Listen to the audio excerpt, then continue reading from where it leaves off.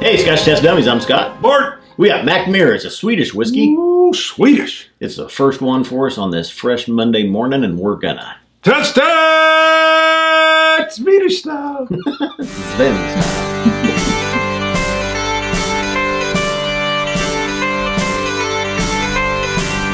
Is that right, Sven? Would that be a Swedish name? I don't know. It could be. Sven? Sven? I don't know. Within the last couple months, first edition, so it says, you Mackmyra. Like These are liter bottles as well. I like that. Yeah, you can get a bigger. little extra. How much extra you get out of that? You're good with the metric. Well, it'd be 250 milliliters. Wow. From 750 to 1,000. Bottle a little bit higher at 46.1% ABV. 46.1. Yep. Whoa. Well, it's kind Hello. of sloshing around. Yeah. Well, you can afford to do that when you got them extra liters. Yep. They put on the front here Swedish oak, 5.4%. I guess 5.4% of it is aged in Swedish oak. 0.4. There ain't no rounding. Ain't no rounding. Small casks, 45%. So they're using a combination of small casks and regular sized casks. Yeah. Dedicated to pioneers. Wow. So there's a lot of pioneers in Sweden. And then which warehouse it was from? Bodas Mine. Sure you nailed that. Bodas. American pronunciation would be Bodas Mine. There's the little symbol above the A, and no idea what that does. Mine. No idea. Yeah. I thought you nailed it on the first part. Mine. Out of the park, you hit it. Yard. You took it yard. Couple coins. Ooh, hold on. Got a couple coins. What is this? Is this single malt? Does it say? Oh, now that's probably something we should know. Not just the folks doing their own research. It's Mackmyra Swedish whiskey. Swedish. I had the wrong finger up there on this thing for a second. Swedish oak. Good. Blah, blah, blah. Swedish oak. I see where it says whiskey, but what are the rules? What are the rules in Sweden? Do they have rules? You're looking. You know, I had assumed this was single malt. It may not be. It does not say. Interesting. But it's been in a lot of different casks. It's been in some. I don't know why I felt like that was dirty too when I was like, that's not dirty, but it feels like it could be. And then you took it all the way. Should we stop? Are you looking? No, just talk. Keep talking. I'm not sure. Sometimes I talk and then you're like, well, I'm perplexed now. Is this you're perplexed. Single malt? Yeah, this could be. I had assumed this could be rum. No, I know it's not. We know it's not rum. So we'll let him read on it. It's got a nice reddish, peaches colored box. It looks like it's got a little. Doesn't say. It must not be. Well, maybe it's a blend. It's a whiskey, but we don't know what the rules are in Sweden. Right. All right. It's very malty and yeah, I'm definitely getting malted barley in there. Yeah. That's for sure. So my nose is telling you it's got some malted barley in it. Still not fully back from COVID. Disclaimer. # trust Bart. Trust me. I get a lot of lemon and orange zest. Yeah, citrusy, malty. Slight sugary, almost cotton candy, maybe. Yeah, you're gonna like that. It's got a custard finish, vanilla custard finish. It drops off pretty quick. Kind of just gives me like a sugar water finish. I'll have to go back and try for the forefront in the middle. I said cotton candy, more spun sugar, not necessarily anything like that. But yeah, nice mouthfeel. 46.1% helps. Malty. Little pepper, little spice to it. Peppery. Yeah, and the finish, it's got a little bit of pepper to it. I'll give you that. That is. Nose is nice. Yeah, the very first forefront, all I get is some of that malted barley. I thought I don't really get citrus in the taste on the front end of it. A little bit mid palate citrus. Not much more on the nose than there is there. Mm-hmm.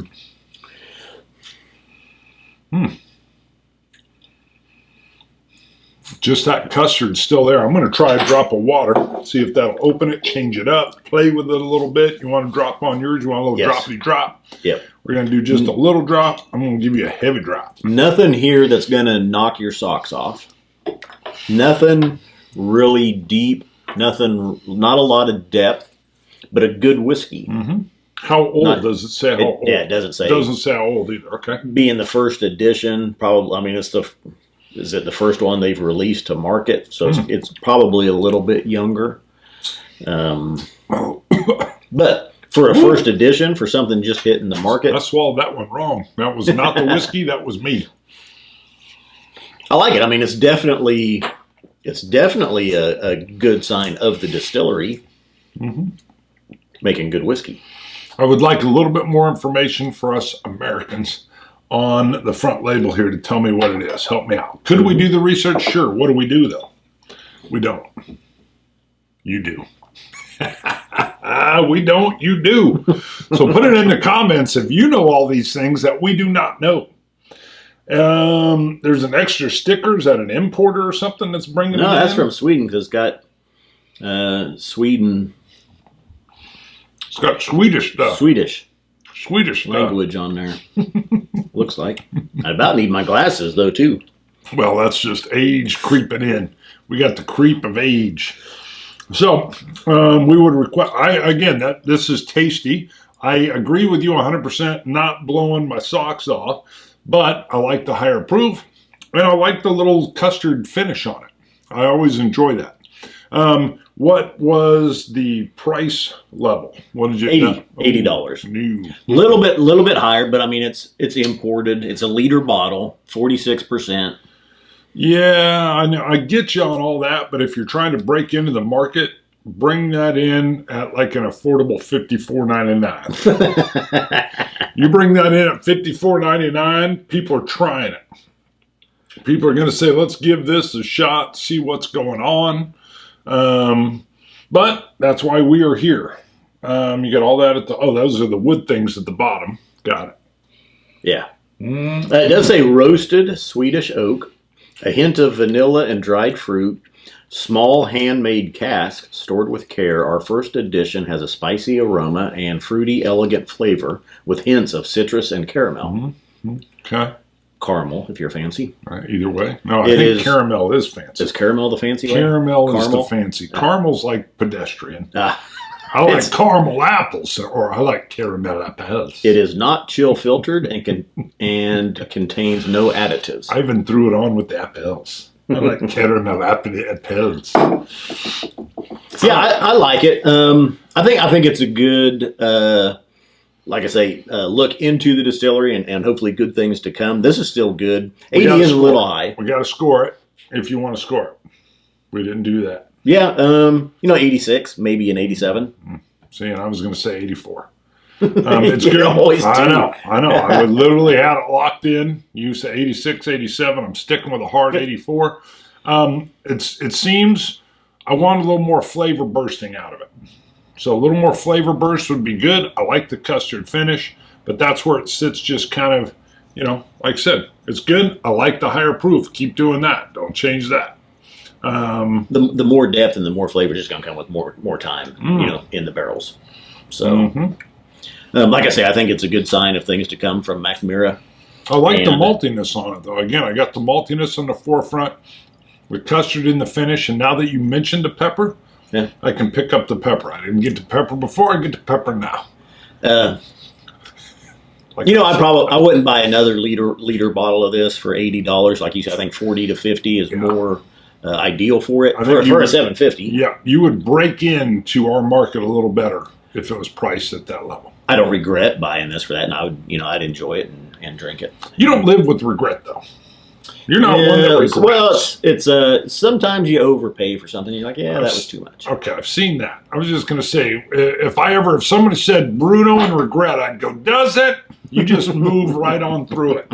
You could be like, hey, remember that time you drank that entire liter by yourself? No regret. You would like have, maybe on that you would. Okay, so I do have a little regret right now. Oh. Yes.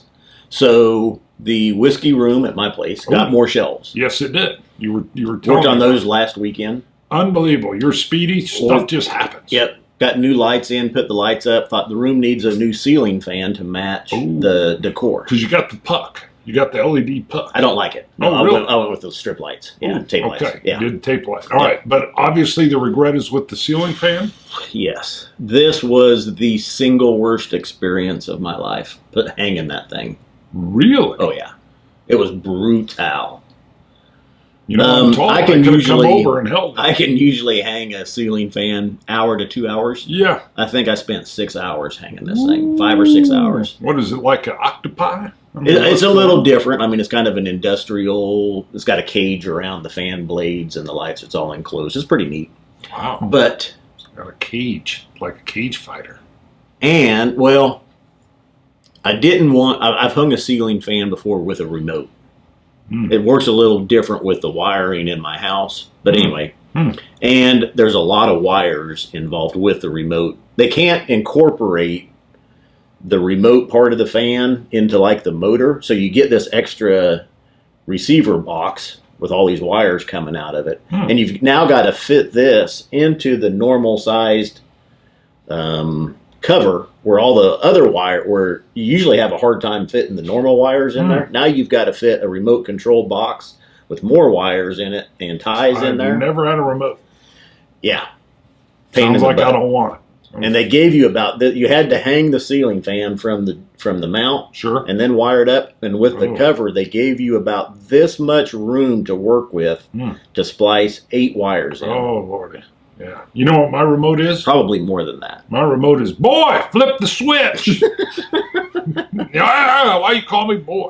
Do it, I boy. thought about taking that fan back. But there was so much blood, sweat, and tears you could, once you were in this thing, and it still may get taken back. Wow. You hate it.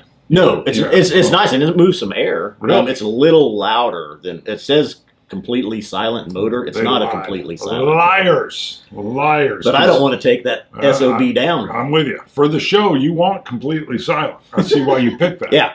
People now will be listening to it. Hey, in the comments, if you hear it, if you hear it, I said hear it. Yeah. If you hear it, you got to say, we hear it. We hear it.